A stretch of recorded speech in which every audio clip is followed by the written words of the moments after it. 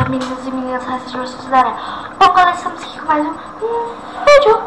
Bom galera, o vídeo de hoje, galera, eu vou mostrar uma coisa aqui muito top. Mas antes eu só vou tirar esse negócio da luz, esse negócio da câmera aqui. Ela me atrapalhou. Tá bom. Vídeo.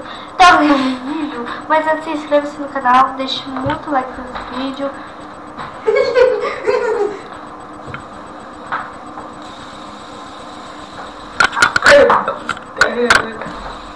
Vai logo. Ó, galera.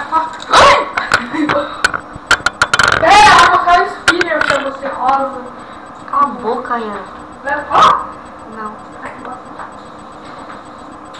Se inscreva-se aqui no canal, deixe muito like aqui nesse vídeo e aperte o sininho aí pra dar notificação. Renan, apaga a luz. Vai. Não paga eu? Faz um favor. Não. Meu, você É coisa ainda. é chato. É quem fala.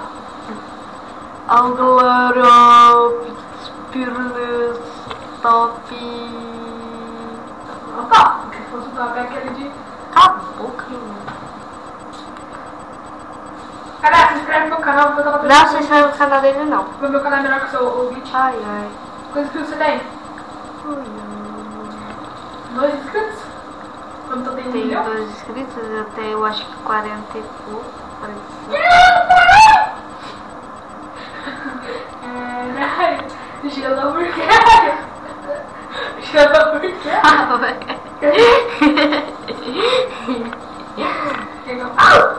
Cala a boca.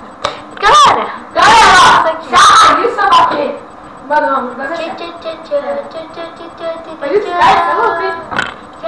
Galera, ó, se a Raíssa... Aí, ó, vira aqui.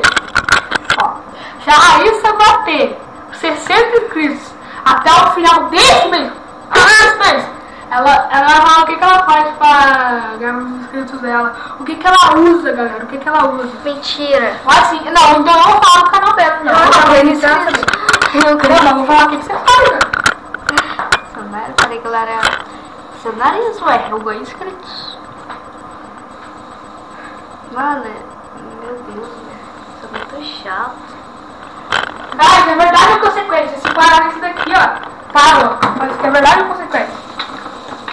Não, deixa eu mostrar o meu spinners. O meu é mais da hora. Ui, que da hora, o que acontece, meu? Olha.